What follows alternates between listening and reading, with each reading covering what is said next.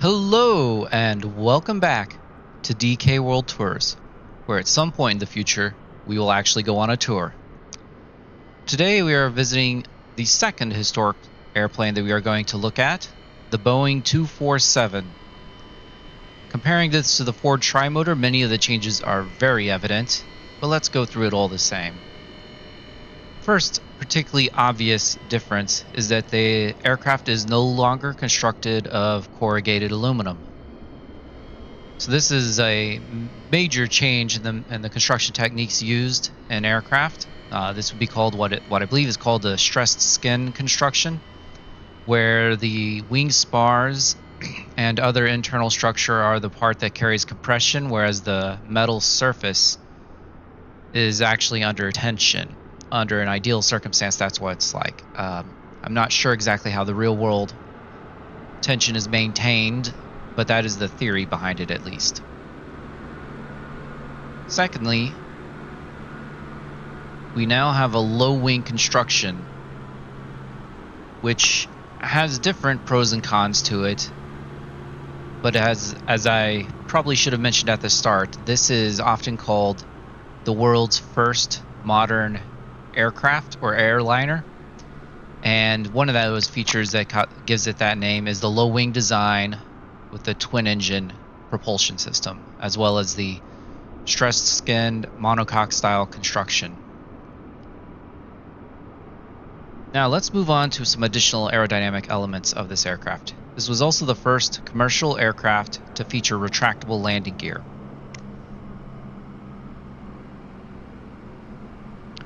Now, retractable landing gear obviously drastically reduces the drag, but it does introduce a certain amount of risk that passengers were not necessarily comfortable with at the beginning of aviation.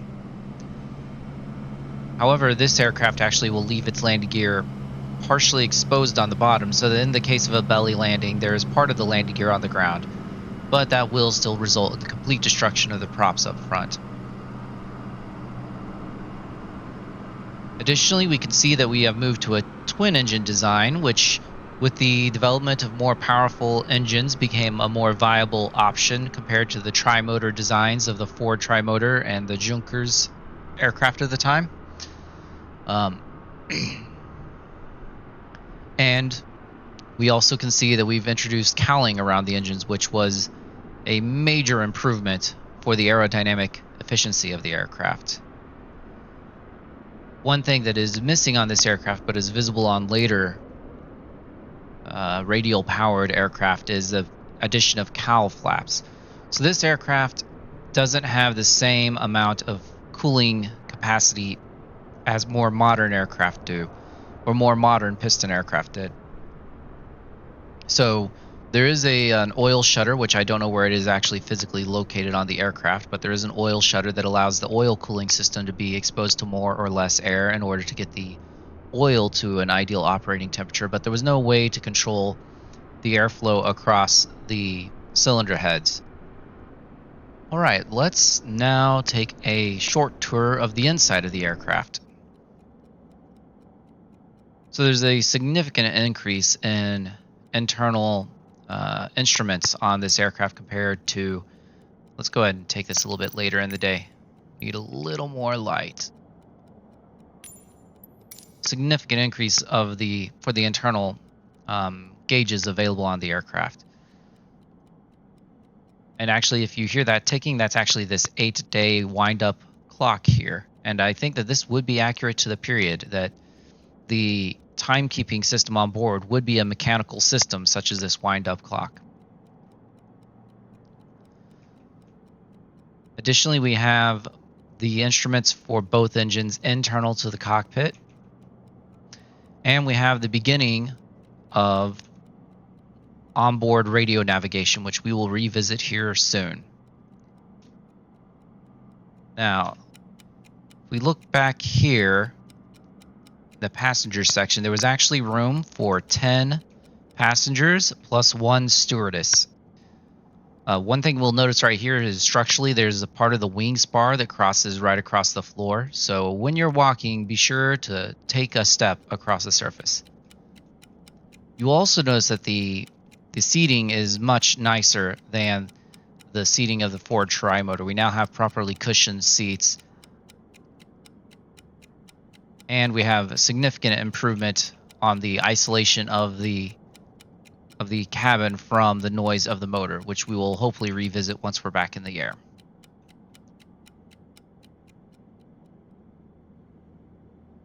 Okay, let's get back up front. Now, this particular aircraft, this particular model by Wing 42, it has a lot of features to it. I mean, it is a very impressive model for the price. I believe this sells for about $12. Maybe I'm wrong. It may be $20. Let's check. $20. This aircraft sells for about $20, which is very good given all the features that are included with this aircraft. So we can have realistic engine failures and electrical failures turned on in this model. I unfortunately have had a lot of issues on long flights with both of these features. And I think that in all honesty, I think it is a little bit too sensitive to engine settings when it comes to the oil burn rate. So I don't kill the engines by over getting the manifold pressure too high or running too rich or too lean, but I end up killing the engines due to oil starvation, since the way I've ran them has burned oil consistently very quickly, faster than it burns the gas on board. Additionally, this model includes the radio range navigation system that would be accurate for the time. This would be called low frequency radio range. And as you can see by this drawing or this diagram right here, there's actually 4 quadrants that are broadcast by a ground station. And you can tell which one you are in by first at least knowing a little bit of which of these 2 quadrants you're in. Have you already passed over the radio beacon or not? And then you can listen to the A and the N, and if you hear more A on the radio, then you know you're more in this quadrant. And if you hear more N, you know you're more in this quadrant. And so obviously there's certain areas where this could be confusing, but as long as you have your rough location figured out, you can get right onto the beam and get more accurate as you get closer and closer to the radios, the ground station. Now, one thing that they do include on this model is a VHF radio, which would be far too high a frequency for the radio to operate on at the time that this aircraft came out. But that is for the sake of making this simulation usable, for example, on VATSIM servers or other systems.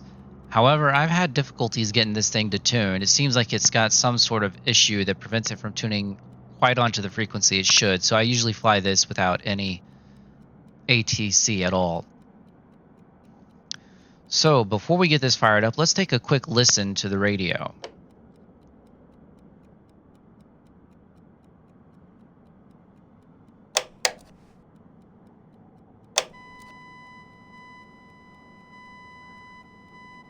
So if you listen right now, we are actually tuned to 239 kilocycles. Kilohertz became a term used after World War II. And we can hear that we are currently in the N quadrant of the radio of the ground station, because we can hear the da da, the da dit. That is on the N quadrant of it. So here, located in Oklahoma City, let's look that up. So this is included with the with the simulation. It includes all this ground navigation equipment that is available in the simulation, but is not part of the base game. So right here is Oklahoma City, and if we want, well, we can't really see a very good view from this because it's too low resolution. But we can go on down and start looking at all these facilities from 1944. So if we go back to this one right up here, this is a way in which you could plan out your route to cross the entire United States using these radio navigation systems, the low frequency radio range equipment that was available at the time. And what you can do then is go through these charts and find which ones you need to be on, along with the frequency that you need to be on. So this is on 272 kilocycles, and its call sign will be dot dot dash dot dot dot for US. And it also includes the bearing that you should fly to go straight towards that station if you're right on the beam. So in this case, we need to go find out where the Oklahoma City station's frequency, we already know that, 239. And then we want to use that to find the exact frequency in the worldwide map, the worldwide range of frequencies available. As you can see, these are not exactly in alphabetic order.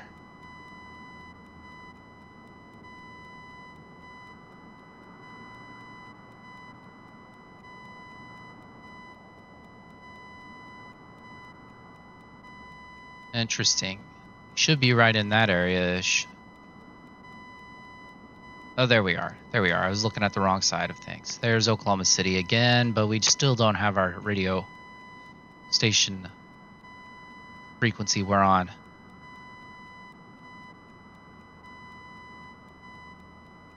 So I'd imagine that this would be a task you pass on to your co-pilot while flying.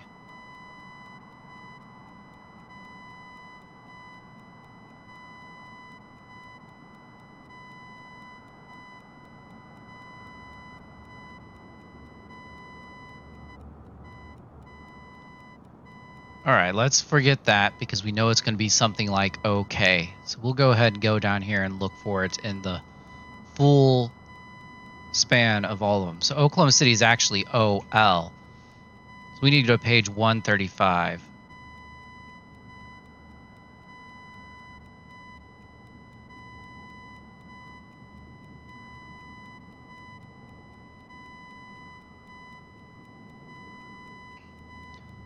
Okay, there we are. OL. Now we should be a little bit northwest of Oklahoma City. So when we're in this section right here, that's why we hear the dash dot. If we start flying south, we should pass into the dot dash for the A frequency, and we can listen to that as we go and maybe see if we can catch ourselves on the beam and fly it out a little ways. Okay, so some additional features of this model.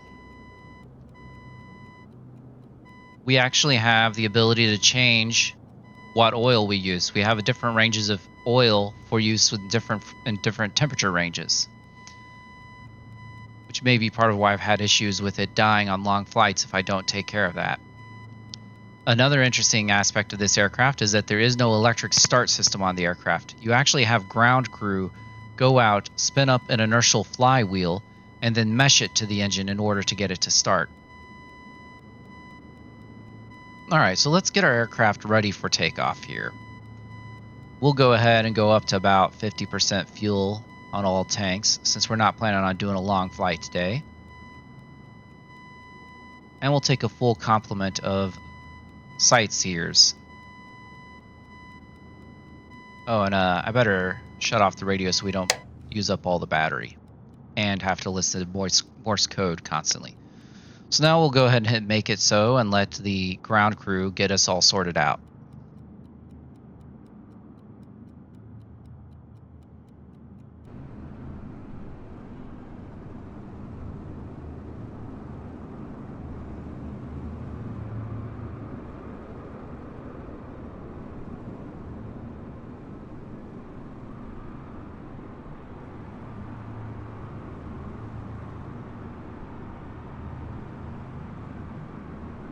As you can see, our invisible passengers are boarding now.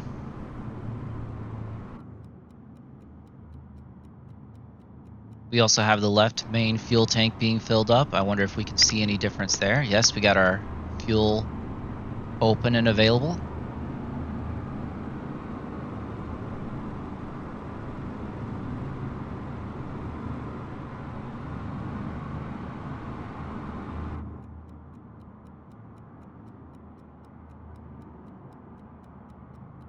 We can actually also remove items from this. For example, if we want to have the oil pan down and a ladder to work on the left engine, we can put that in. We can remove the cowlings from it so we can take a look at the engine. And this, of course, looks, I'm sure, familiar to those who've seen the Ford Trimotor, the traditional radial engine. This is only a single row of cylinders capable of producing, I want to say, 450 horsepower, and did not include any supercharger. That would come later on.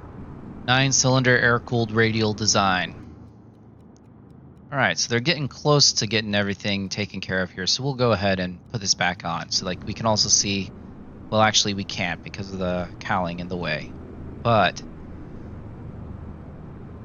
there is also actually an oil pan under there.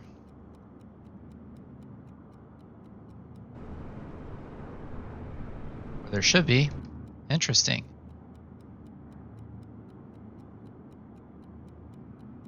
Perhaps this guy is currently busy with filling up the tank, so we can't do anything with that.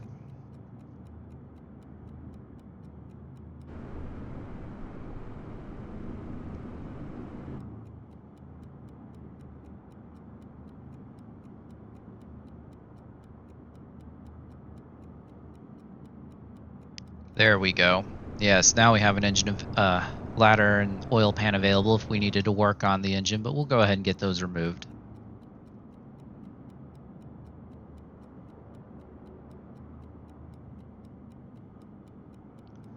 All right, well, now we have fuel and we have passengers, and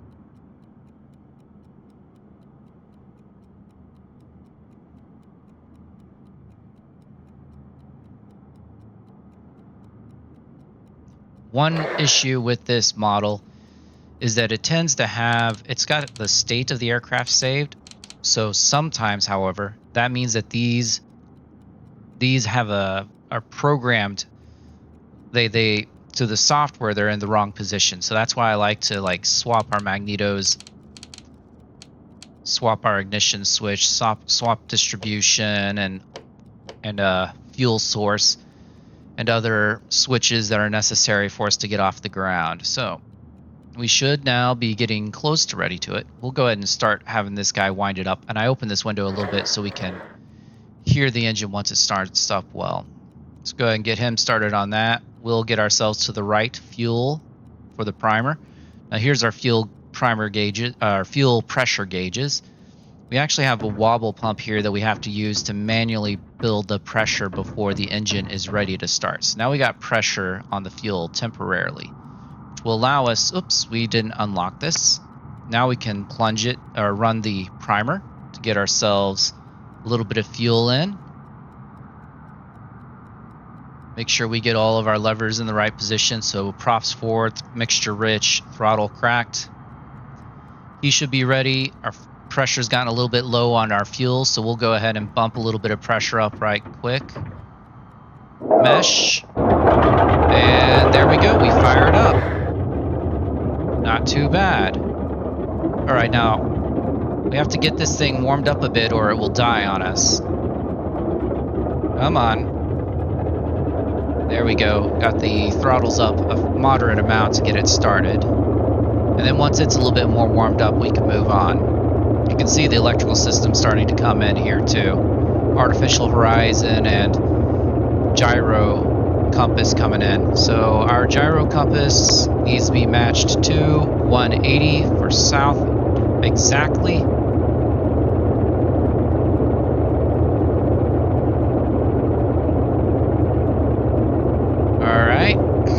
Now let's start working on our other side here. We can back out the throttle just a bit now that we're starting to be a little more warmed up. So we got to get this to the left. Now, if we look over here, now that the engine's on, we do have fuel pressure on the right side, but we still do not have fuel pressure on the left. So,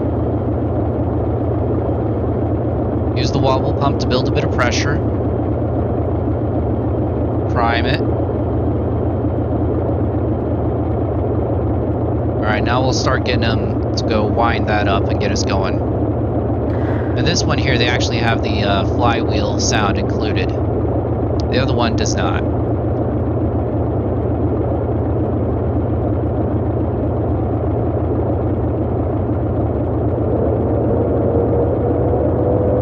There we go, we got the flywheel starting to make some noise.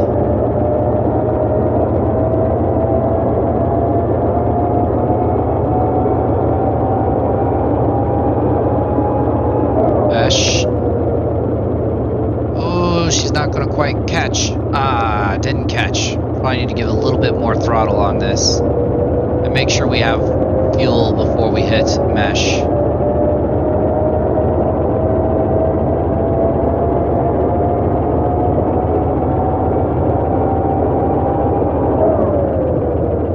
Ooh, we may have an issue here.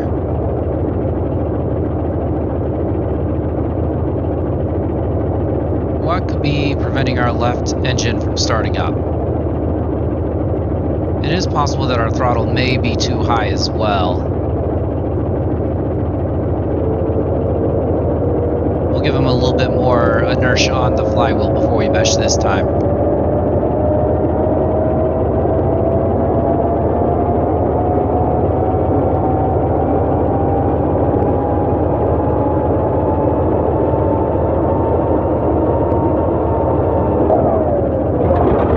There we go. Going to take it a little bit to get fully warmed up and stable for us to go, but I think that's going to be good enough there. So one thing I'm actually planning on testing out here is what happens when you shut off an engine in flight. Can you restart it? You should be able to restart it without starters, since you should have enough airflow over the props to drive it, but I do want to find out. So, put our parking brake on.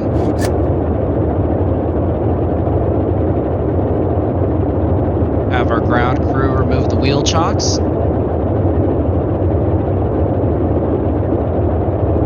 And then we'll push back.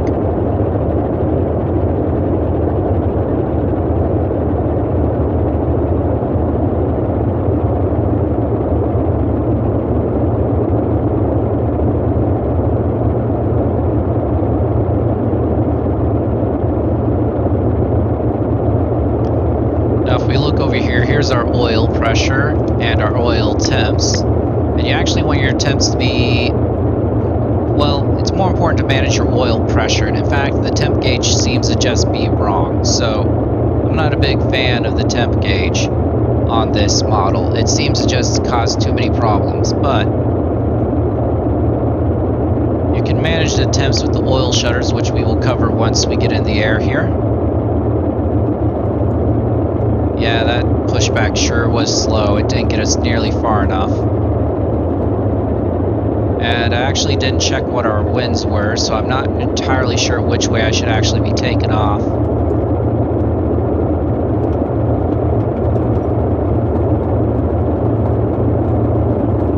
Since I don't have the radio sorted out in this model, we're going to be missing out on that. Sounds like our engines are wanting to kind of die there, so let's give it a little more gas. Right, I actually see an aircraft coming in to land from the other direction, so we actually should probably be taxiing for a takeoff to the north. Uh-oh, our engines are wanting to die. Right, let's get ourselves sorted out on the engines. Probably running a bit rich right now, if I were to guess.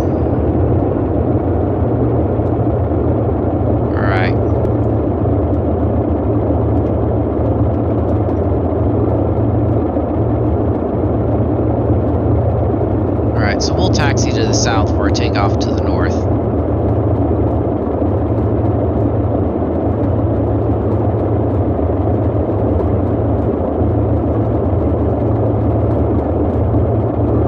So while the Boeing 247 might be considered the first modern commercial airliner, I think there's one aspect apart from the jet engines and the avionics and all the other aspects of a modern jet airliner that matter. But there's one aspect that I do think is pretty substantially not modern, and that is the use of a tail dragger landing gear system. That really reduces safety a lot for ground handling for takeoff and landing, and it's not something I particularly like dealing with. Fortunately, in this model it's manageable, but it can get away from you if you're not careful.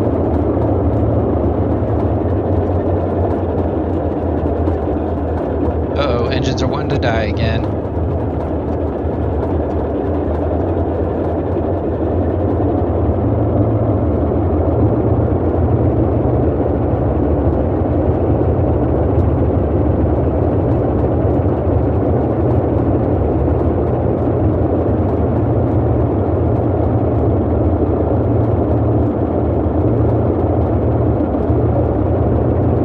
there's that tricycle landing gear trying to get away as well. Or that tail dragger landing gear. Alright, let's get ourselves pointing north.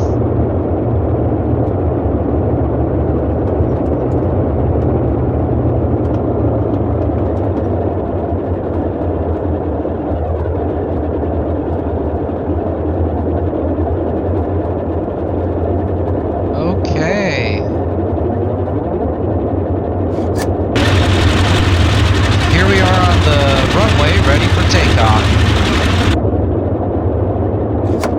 Let's get her up to get her spun up on the engines, let them stabilize, and then we'll get on the runway on our way.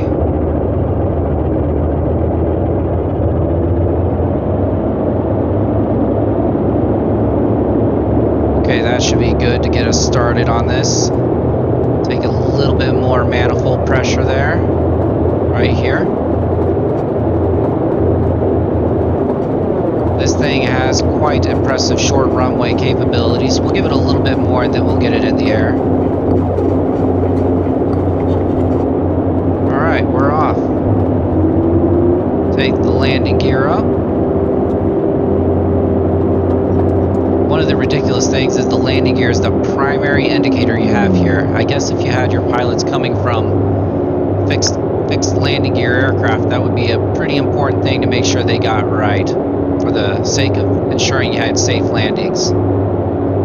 Now, oh, didn't do any landing lights, but that's okay. We're going to let ourselves build a little bit of pressure and climb out here and maybe see if we can get above these clouds.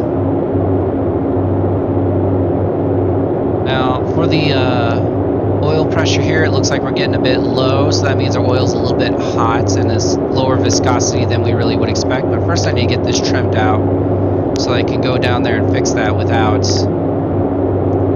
losing the aircraft. See, we're currently climbing at 2,000 feet per minute. I mean, it's got a lot more performance.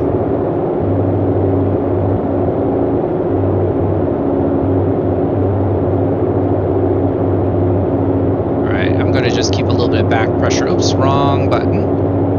While I go fix these to be a little bit cooler on the oil shutters here. See, we've already made it up to 150 knots, and we haven't even stopped climbing out. So this aircraft, I find, cruises quite nicely at 150 knots once you get to the cruise power setting. But in reality, it was even capable of up to 200 mile per hour, depending upon, well, once they introduced a controllable pitch prop on it, which that is modeled on this one. You can actually adjust your, there it is, your props to be, to account, to vary the pitch depending on whether you're on takeoff, climb, or cruise. Currently sitting at about 22 or so, 2200 RPMs roughly, and that's probably a little bit high for climb. We probably want to take it back to 21, but we're not doing a long flight, so it's not our primary focus right now. Okay, so let's get ourselves facing south and see how this radio beacon system works. So on this model with Wing 42's model of the Boeing 247, there is no Sperry gyro pilot, but that was actually an option on this aircraft. The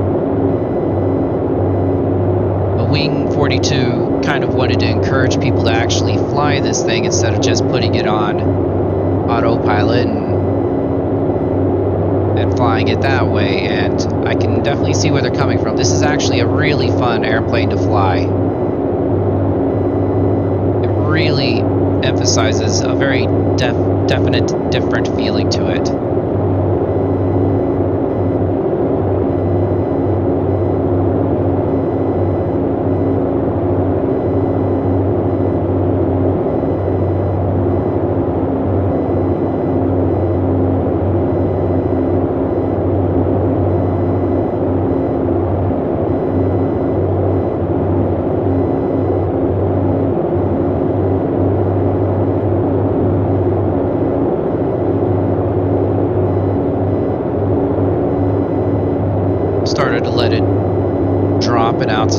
here. Let's get back to a positive climb.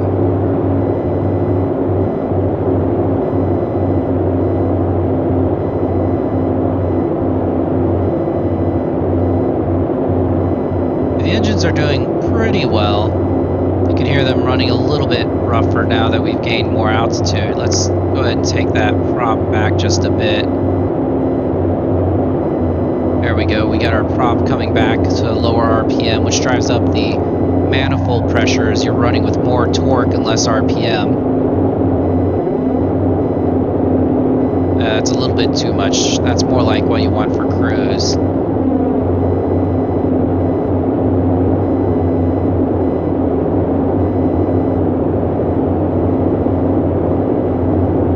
So still climbing really strong as we are probably passing 5,000. I forgot to set the altimeter, so I'm not entirely sure if I got the altimeter pressure right or not. Let's go ahead and just assume standard atmosphere and set that. Yeah, that's not quite right.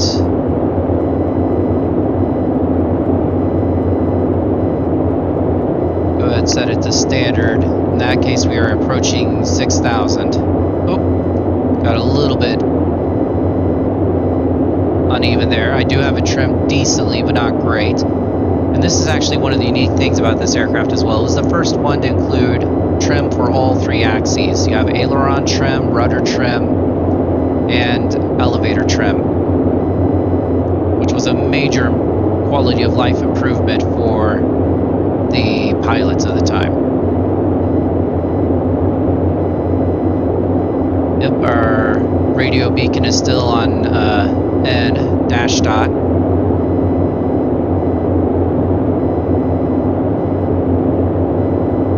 So you can see where this would be a pretty significant improvement for your navigation.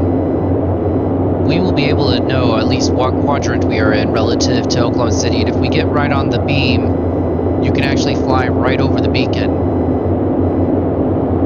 Let's turn that up a little bit.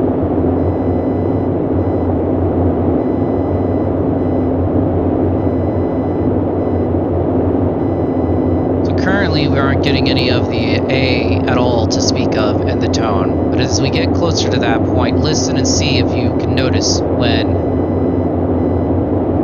the A starts to come in and then takes over.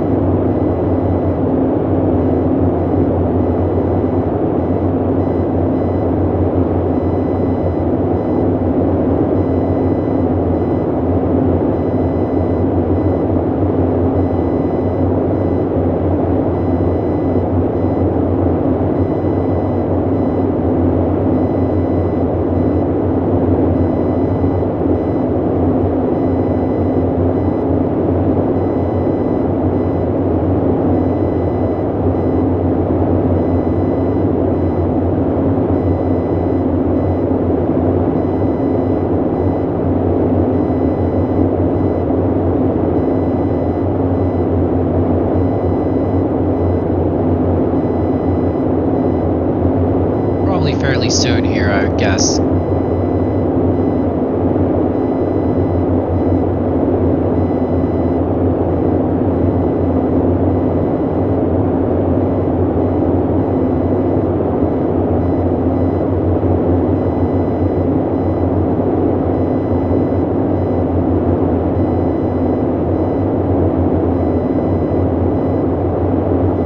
As we've gained in altitude, we started to not climb quite as aggressively and our speed has dropped off a little bit. Oh, and it reminds me, let's turn on that pitot heater over here.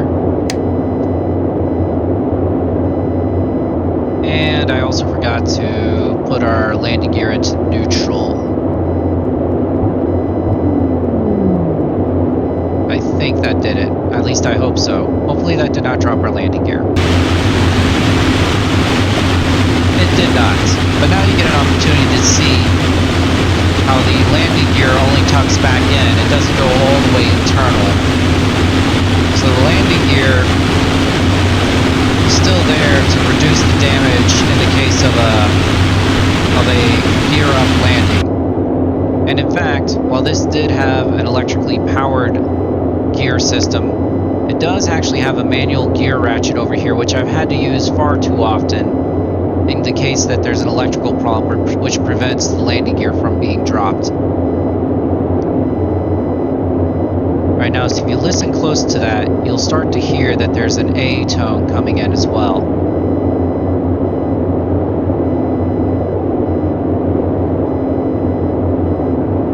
But we are still far from getting a strong A signal.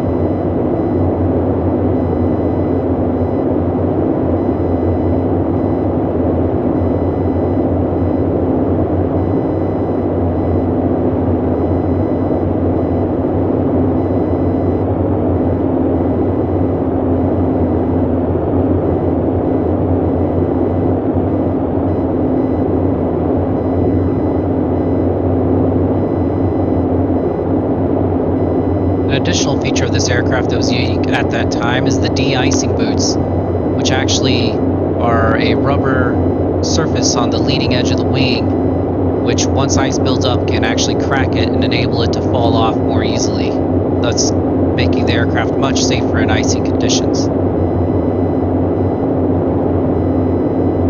And we are now past 10,000 feet. We'll go ahead and climb for a little bit longer here, as I would like to have a fair amount of altitude for when I kill the motors.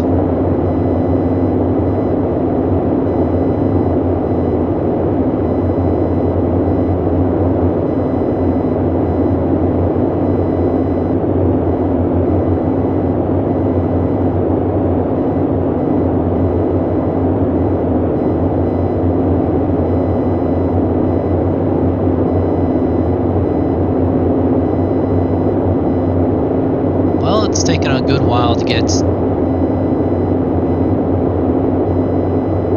into the A quadrant here.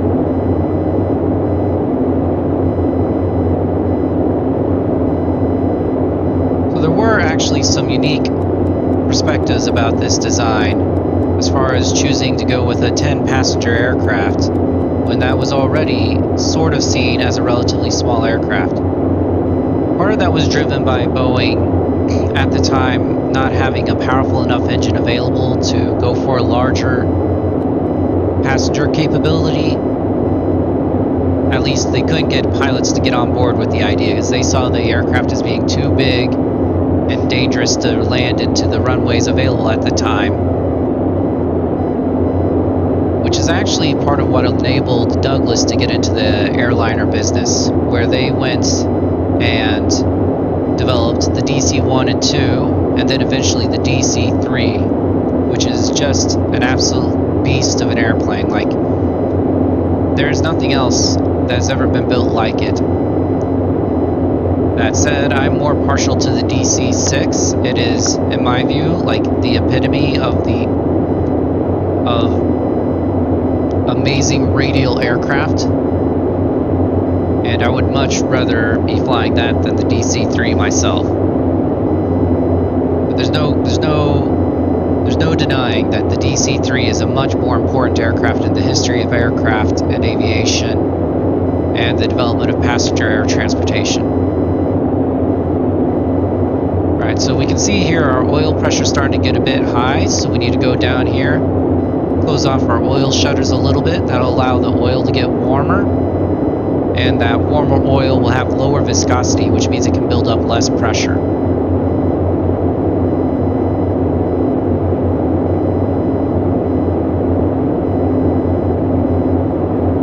Alright, I'm thinking there's maybe been a bit of an issue with the navigation. I might be kind of on the north-south quadrant in a way that leaves it ambiguous about where I'm at. So I'm going to go ahead and head towards the west. Then I'm going to also go ahead and try out my engine out test, which will be concerning, but we are over 12,000 foot, so we'll need to get back below it within 30 minutes, no problem. Alright, another unique aspect of this is you'll notice the fuel gauges here actually don't show any fuel reading right now. What you have to do is pull these plungers, which will then open up the fuel, we'll measure the fuel in the tank. So we started at about 30 and we're down to now 20 on this one as we are. Well, actually, let's double check this. This is an example of a dangerous aspect of the design at the time. It's set to the right tank for that, but we also have an aux and a main tank switch to change which fuel this is measuring, and that is very dangerous if you aren't paying attention, as you might actually be pulling from the wrong tank.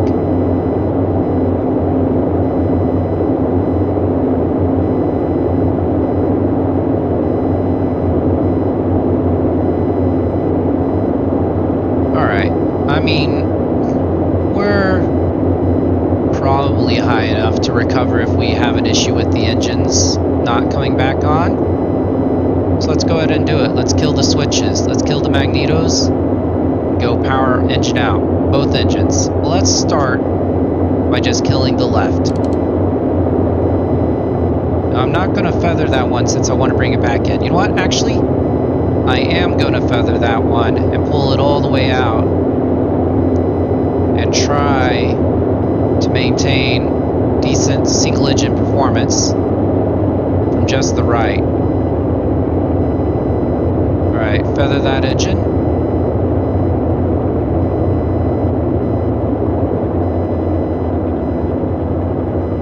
Alright, you'll notice the manifold pressure's died out now. So we need to take our manifold to the right, and now we can see the manifold pressure from the right engine. Another example of the dangers of this aircraft.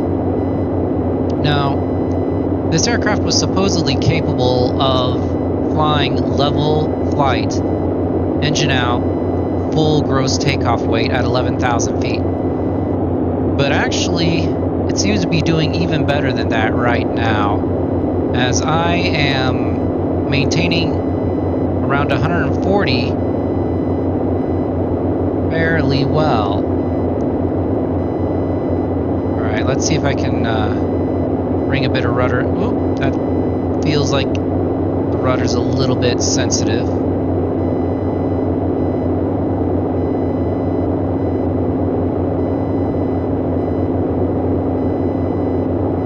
Alright, now I need to figure out how to deal with the rudder trim on this. It's you know what? I'm not going to. That's just too much work. I'll just sit with my foot on the rudder for a while here. Well, we clearly need to reduce our altitude. We're starting to lose too much airspeed. So we're not going to be continuing to fly at over 13,000 foot on a single engine. Another thing I need to do is take this engine distributor to the right only. I don't know if it will really matter. I think that's more for the sake if you have a fire, but nonetheless. Okay, come on. Take her down. We're losing way too much airspeed right now to be fully safe.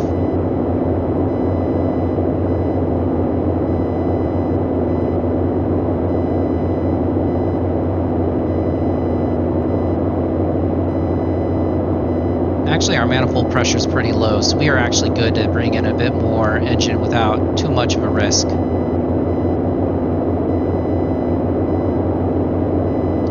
Okay, well, while we still have the altitude, let's go ahead and kill that right engine and see if we can bring it back up afterwards.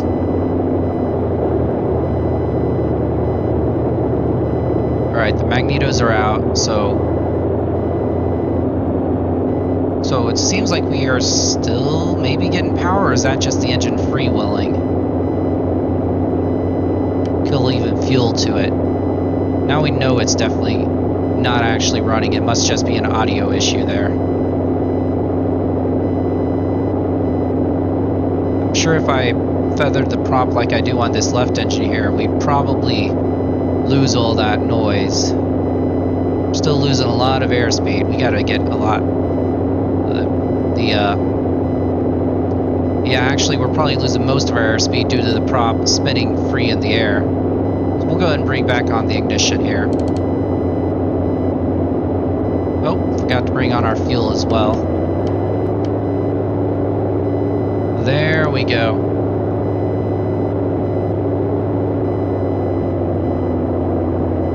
We're still in the end section. I'm a bit surprised. I would have thought we moved on in the radio.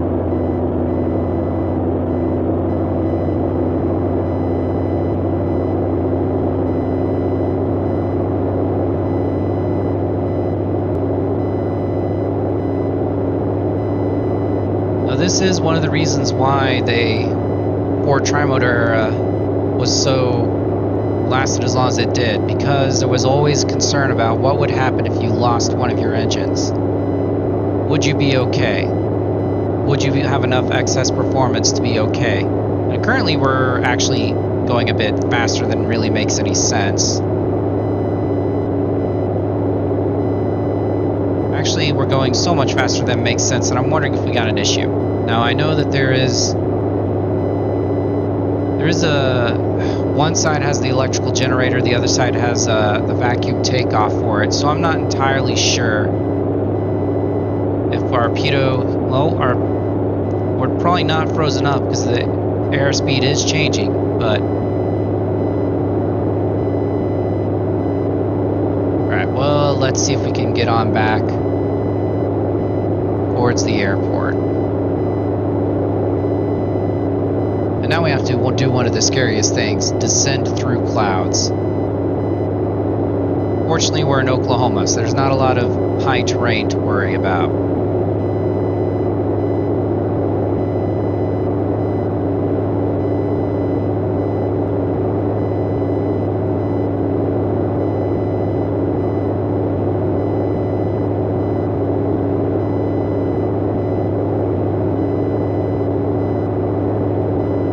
Yeah, I'm sketched out by that airspeed. I assume it's because we probably have some freezing going on the pitot tube. Once we get lower, we'll probably get a little more. I mean, we might be going this fast since we are losing a lot of altitude pretty quickly currently, but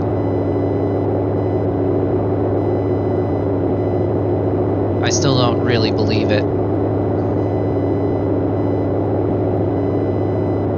Now, a nice feature that they added to this radio is you can actually play. Let's see if I can do that while not getting us killed.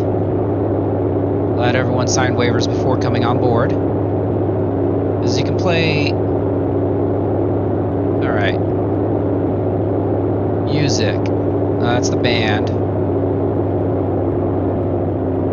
Oh, we started to climb. Okay, our airspeed's actually looking like it maybe is correct. But they may have removed that for some reason because I'm not finding anything. Oh.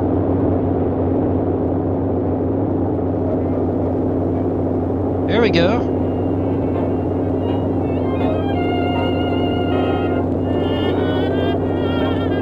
See if I can get below these clouds and get VFR.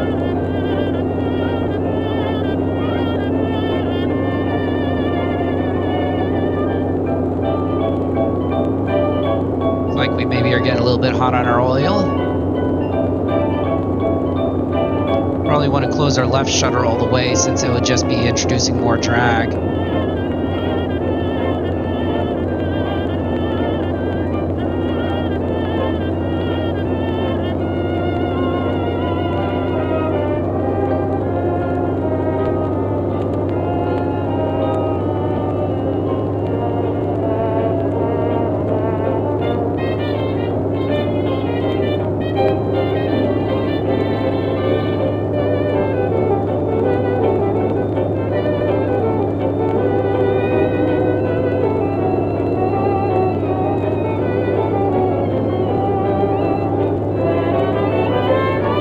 Once we get about,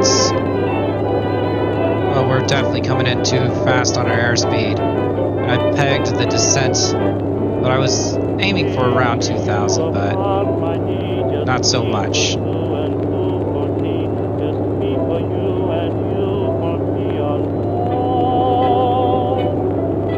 But I'm aiming to hopefully break through the clouds. I think it was about 4,000 or 5,000 when we came up into them, and I definitely would prefer to not smack into the ground with a full load of passengers. There we go.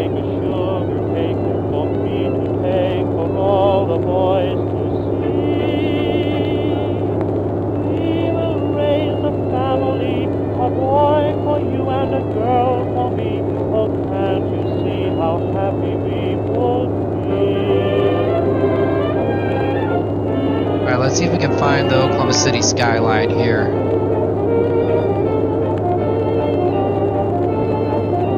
Oh, that's probably... Let's see. Well, it's definitely not us, but I was wondering if it was KOKC, but then we should see the airport off that way. Or not the airport, the skyline with the... Oh, that's not a good sign.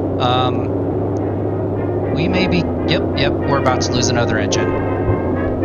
Let's try to drop our landing gear if we can. Here we go, landing gear's going down. Let's go ahead and land at whatever airport this is.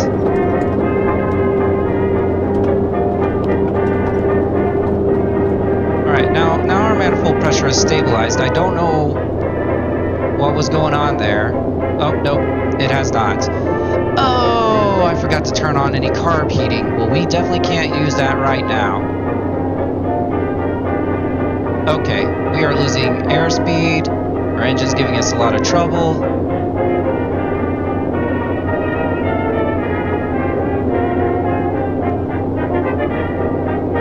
And now that we have gear down, we also have a lot of drag. So we're definitely going down.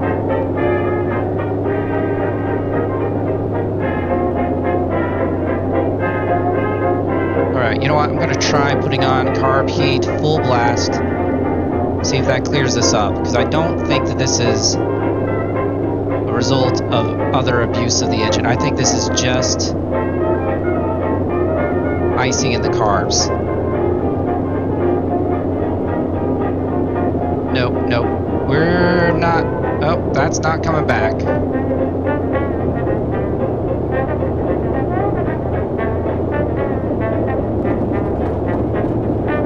Ooh, that's not sounding good. But we're starting to...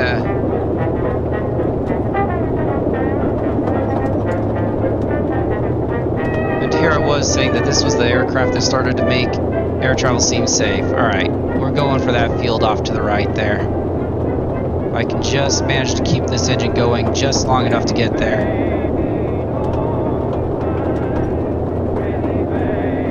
Alright, our speed's getting pretty scary low.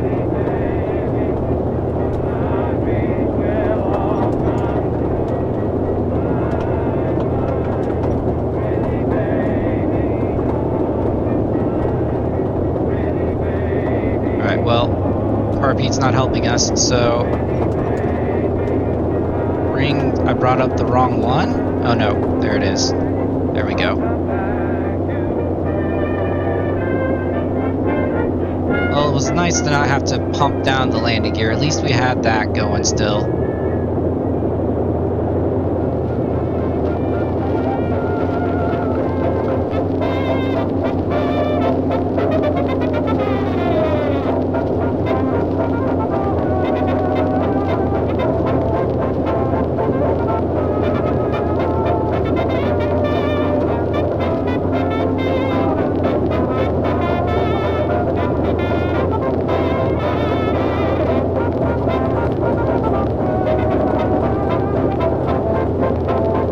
Okay, you know what?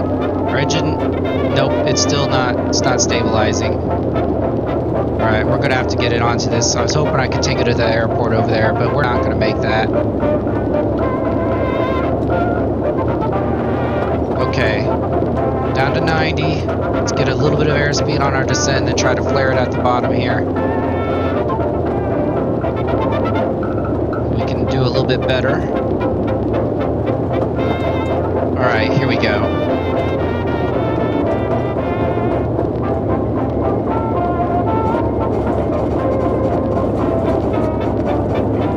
Okay, brakes, ease it in.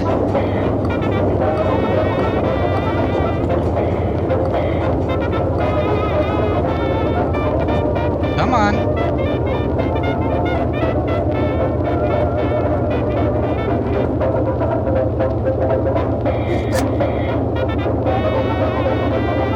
Okay, ladies and gentlemen,